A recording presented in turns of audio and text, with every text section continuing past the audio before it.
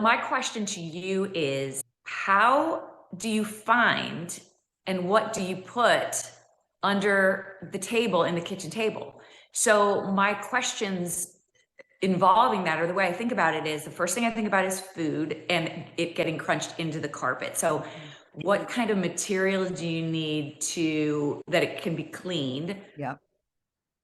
I've seen different material types that I have no idea what they're talking about, Yeah. but I don't want that fabric that's really hard, like that beachy kind that's kind of like straw, where it's kind of hard on the feet and it's not comfortable. Sisal. Yeah.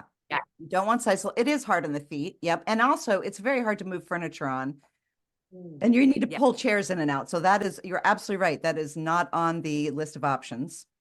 Yep. And then it's such a big space. It needs to be big enough so that the chairs go back, I think, and stay on the carpet. Yeah. But I Yeah. don't know about the rules around that.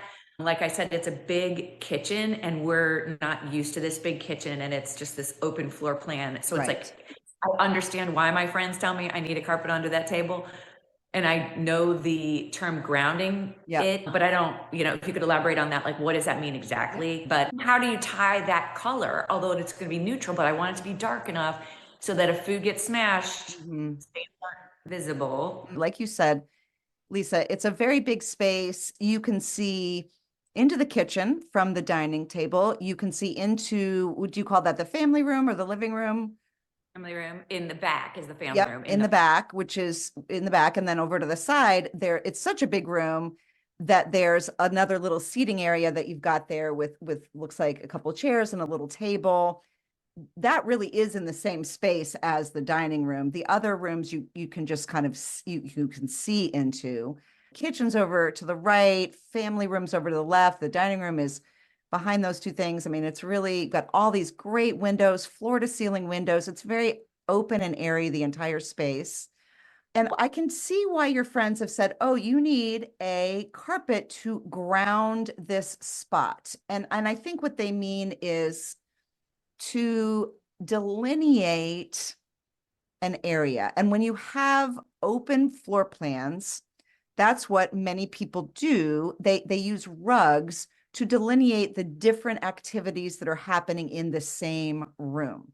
So just as your rug is delineating a conversational area in your family room where you've got chairs, it looks like you might have a fireplace, you've got a TV, you've got a couch, everything is around that carpet, that rug, and it really defines that area. And so your friends are saying, oh, you need to define the dining room area.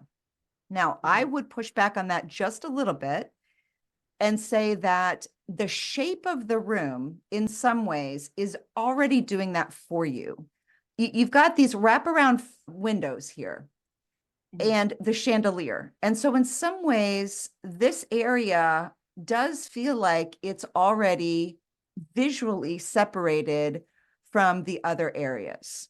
So if you really don't want to have a rug for reasons we're going to get into in a minute, then think about the fact that this area, because of these windows, because of the chandelier, is already pretty much we can ground it, so-called ground it in other ways. What you might consider instead is doing a little area rug where this seating area is instead.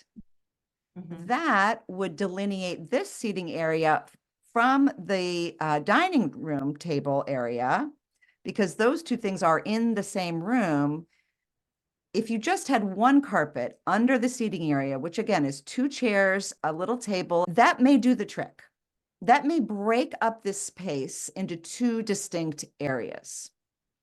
Now, let's talk about what you would do though if you did want to get a rug or a carpet in the dining room area, and what considerations to make. Let's talk about the grounding thing first. Grounding has to do with visual weight, and visual weight is when you look at something, depending on its scale, its overall size, and the quality of the material and how transparent it is. The more of all of that you have, the more visual weight you have. So if you think about, let's say, a desk, right? And it's made of wood and it's got wide legs and it's chunky. it's going to have a lot of visual weight, and it's going to ground the space that it's in because it's in the lower third of a room. When you scan a room horizontally and you think about breaking it up into thirds, the lower third is where most of the furniture is. That desk is going to really ground that space. However, if you have a lucite table, which is like an acrylic, clear, see-through table in that same spot, that is going to open up that lower third of the room, and it's not going to feel as heavy. And there are times for both. There's no right or wrong. There are times when you want to lighten up a space and times when you want to ground a space. My take on your living room area is that the table and 6 chairs or 8 chairs is already a lot of stuff. It does not lack grounding, in my opinion. But I do believe, and I say this all the time, you know, I'm talking about rules, but I also really believe that it's in the eye of the beholder and it's got to feel good to you. If it feels off to you because you don't have a rug, then by all means, let's make sure you get a rug. But in my opinion, it does not feel ungrounded. If anything, I would maybe, like I said, put a little area rug in the little seating area to make that space feel even more intentional. Okay, let's go back to the rug question itself and what kind of rug to get. So I think you're absolutely right. Food is an issue, but it's not as much of an issue as you may think unless you have small kids in high chairs, which I don't think you do. It doesn't look like you do based on the house that you have. I do not see any child paraphernalia in any of your rooms. Correct. So that doesn't mean that adults don't spill things. It just, in my mind, means it doesn't happen as often, and it's really not that big of a deal if you do. But I think a sisal rug or anything that has a high pile, so, you know, a really plush rug, is going to trap food and be a little bit more of a pain in the neck to get out than a flat weave rug. So I would avoid anything that's high pile or sisal, anything that's, you know, got that nubbiness to it. So we're talking about flat weave, and there's all kinds of flat weaves. I mean, Oriental rugs, Turkish rugs, they are flat weaves. You know, so it doesn't even have to be a new rug. It can be an old, beautiful Oriental rug that already has some wear and tear that you already don't mind there being, you know, a little bit of food that you have to then vacuum up, or a little bit of wine that's spilled or whatever. I think a pattern hides things so much better than a single solitary color or even a couple of neutrals together. You talked about having a neutral rug, which is fine, but I would lean toward a pattern to hide all of those potential mishaps. The other thing a pattern is going to do is it's going to make the rug potentially feel like more like it's an intentional design element as opposed to something that you put down because you thought the space needed it. That's not to say you can't find a neutral rug lacking pattern that's not going to look fabulous and beautiful. I'm just saying what is sort of the easier thing to do, because you're going to be, and I'm sure you already are, overwhelmed with choices. Talking about size of the rug, there are lots of people out there who do not use any rugs under their dining room table. They don't like it. It's not just the food. It's the issue of the chairs coming in and out, in and out. If those chairs can't slide easily on that rug, it's going to drive you up a wall. So I agree with you that the rug needs to be at least wide enough that all the chairs can be pulled out. Somebody can physically get up out of them, and the chair never comes off the rug. None of the legs come off the rug. So we are talking about a large rug, which means it's expensive. Even if you get like a cheapy rug at Home Depot or something, the larger the rug, the more expensive it's going to be. My preference is to go with something that's much more well-made, especially in a high traffic area like a dining room, because those cheaper rugs really don't last. What happens especially is the corners start to curl up and people trip on them. And yes, while I just said Oriental rugs can have some nice wear and tear, when it's not well made in the first place, I think the wear and tear doesn't look quite so good. So I'm talking about investing in either a new patterned, well-made rug. It can be modern, it can be traditional, or going thrifting, antiquing, and looking for some older rugs, which will be Turkish, Ottoman, what we call Oriental, which is a great way to do it to save a lot of money. They're actually not as hard to find as maybe you might think. You can go online and look for used vintage rugs. We can get to sourcing in a second, but we're talking right now about size and material. So we want to cover sourcing and we want to cover how it kind of ties in with everything else. What do you want to talk about first? How it ties in with everything else. Okay, so I'm going to let you describe your style. What are you seeing in this room? You can use colors to describe it. You can use a feeling. To people who are just listening and not able to see, what do you think is going on here visually? So visually, what I've always enjoyed about our house is that we have central family areas. So for example, I like a deeper house than a wider house because honestly, when the kids were young, it was about, can we run in a big circle? When there's a family function, are all the children sweating? Because if they're sweating, that means it's amazing party. Yeah, I love it. We like I don't want to call it chaos. We like the energy around putting it together. So when we moved to this house 4 years ago, the dining room table was there, and thankfully the people left a lot of furniture behind. So we were able to, yeah, this was their table and chairs. I had the chairs painted black because they had red and it was a little too country for me. Okay. You'll see all of the light fixtures are a wrought iron, kind of a black to it.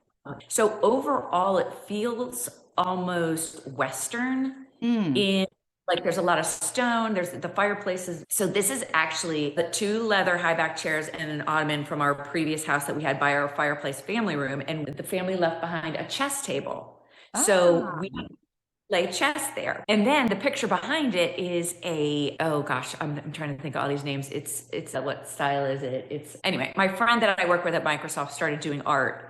Okay. And she created that piece and we bought it from her to support her artwork. And we love it so much. And so the colors I thought really tied together. So I like a blue red. I like, from a color perspective, the deeper, warmer tones. Yep. A blue red, a raspberry red, that type of thing.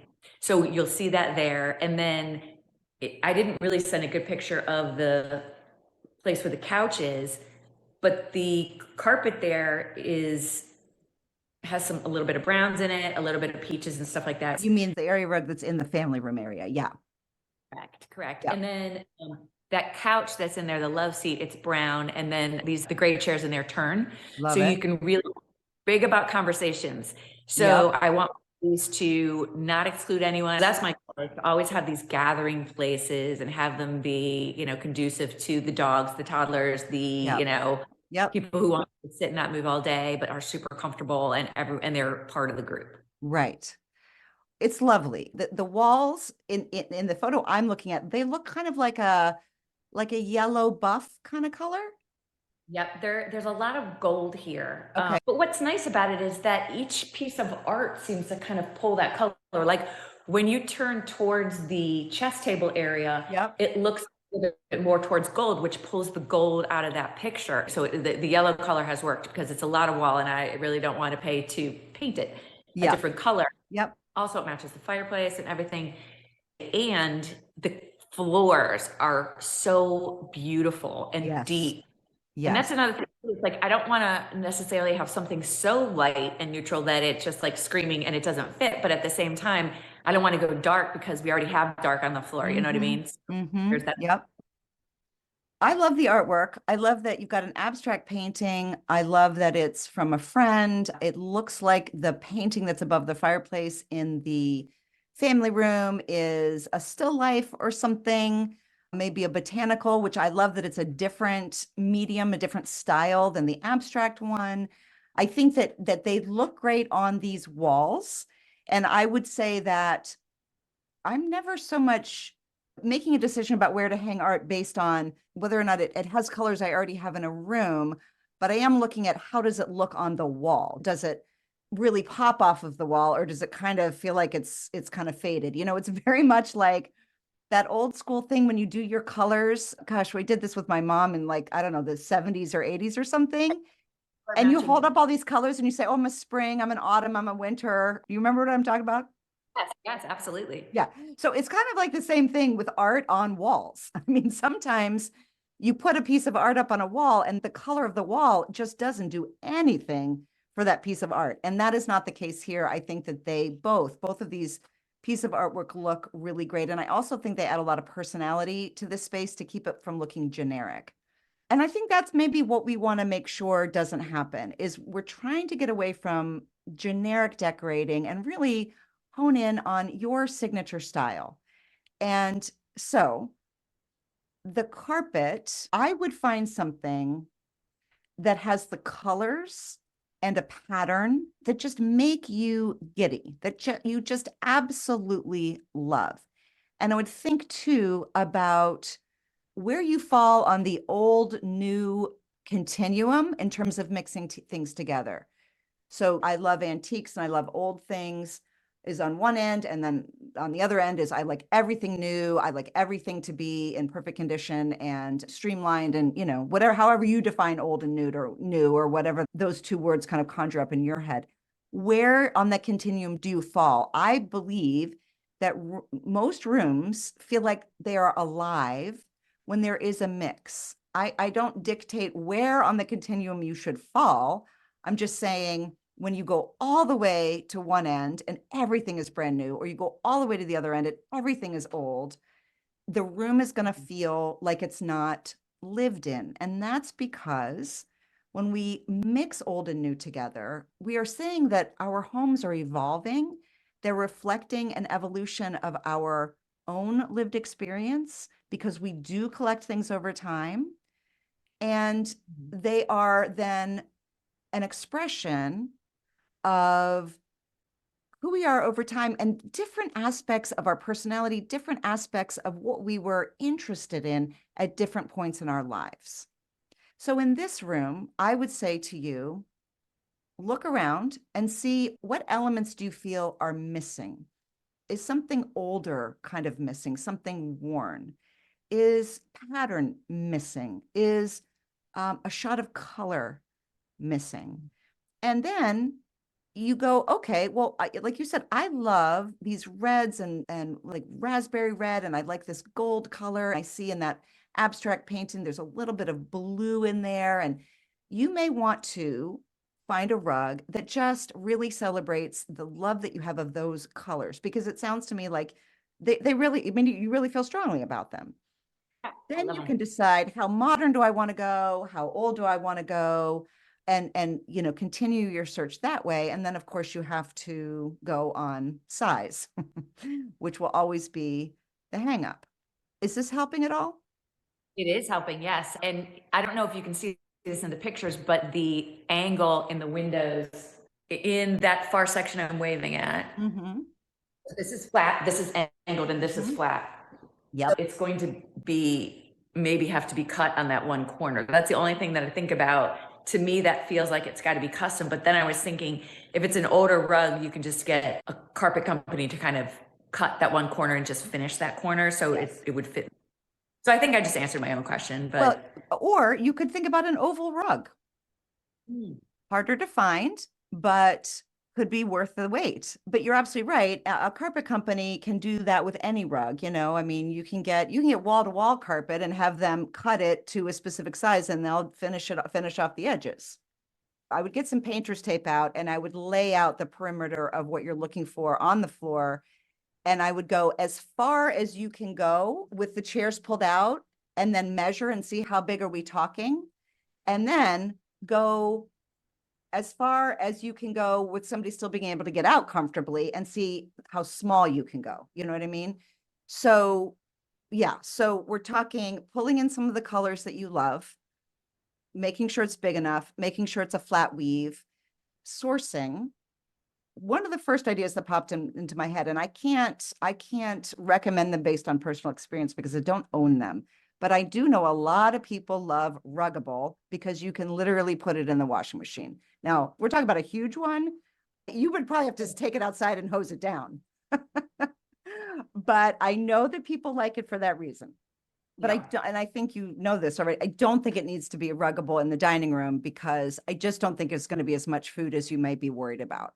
So sourcing beyond besides Ruggable? So like I said, finding some antique rugs, if you want to go that route, I mean, an antique rug, I think would give the space a bit of gravitas. It would make it feel very layered in terms of giving you that older look with some of the more newer contemporary things you have. There are vintage rug shops online. In fact, there's one called The Vintage Rug Shop that you could try. There is another one called Revival Rugs, and they have a mix of old rugs, which are one of a kind, and new rugs that they make. They're all very well made. They're natural dyes. The weaving is very well done, so it's going to last for a long time.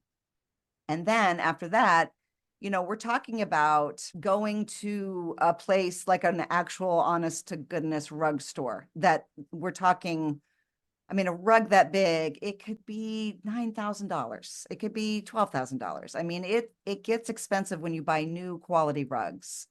Otherwise, you're going to Home Goods or, Home Depot or whatever, and you're getting, it's just not going to last. Makes sense. Yeah. So placeholder could be a little area rug for your chest area, just to define that in and of itself might define that space, differentiate that space from the dining room space. And you can take your time looking for this great big rug that you need. I can't think of anything else to add. Do you have any other questions I haven't answered? No, I'm getting good ideas now. There's actually, the family left a bunch of Oriental type carpets, which we've used everywhere. But I'm thinking the one in the family room has a bit of a gold touch to it and it's Okay. cream. So I'm wondering if I put that there, at least I can try it out, right? Right. So that's an idea I was just thinking about. I love that idea, and I recommend it all the time to use what you already have. And I think what's going to be really helpful in this case is that since it's sounds like it's a lighter color rug, that's going to be so helpful for you to decide, do I want to go darker or do I want to stay lighter? Because I think that's going to really help you narrow things down.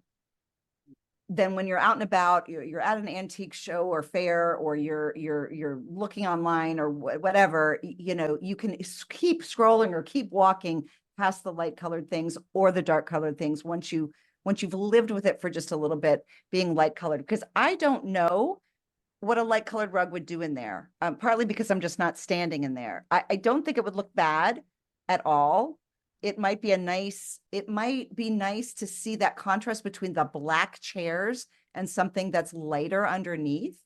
Or it may end up feeling like, well, like your friend said, it may feel like it's not grounded enough. I don't know. So nervous about area rugs is, what if I make a mistake? And I have friends that return things no matter what, and they would return a rug, but I'm in the mindset of, when you're dragging home a rug that weighs like a dead body, and you roll it out and it's expensive as crap, do you want to roll it back up and put it back in the car and take it back so I think that's why I've done nothing. It's too intimidating to even figure it out. But after my conversation with you, now I'm thinking, well, why don't I just try that other carpet and at least, eliminate light versus dark, that type of thing. Absolutely. I mean, I think to me, that is the most helpful thing I ever do in my house, is use what I already have. And I can immediately see, oh my gosh, I thought a dark rug is exactly what this room needed. And now it's like sucking all of the energy out of the room like a black hole. I just think you can get surprised sometimes. And so I'm so glad the fact that you have a rug that you can use is awesome. Yeah, makes sense. Yeah. Well, this has been so much fun. I've loved getting to see your room and getting to know you a little bit more. Yes, me too. It's been wonderful. Thank you for all of the guidance and ideas. Good. And I love all of it. It's making me think.